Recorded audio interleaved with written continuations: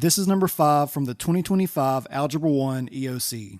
It says, which function has a range that is a set of all real numbers greater than or equal to -1? So we know that whenever we're talking about range, we're going to be dealing with all the possible y values of a function, and on a graph that's going to be up and down because the y-axis moves up and down. So what we're going to do is we're going to put all of these answer choices in to a graphing calculator or Desmos or whatever option you have available, but I'm going to use Desmos.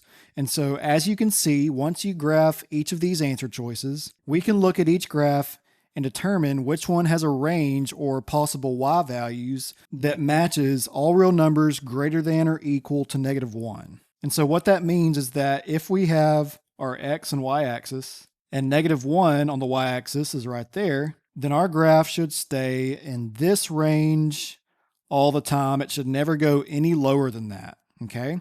And so once again, looking at these graphs on Desmos, we can see that letter B, x squared plus 4x plus 3, matches that. It has a range of all real numbers greater than or equal to -1 because it never goes any lower than -1 on the y-axis.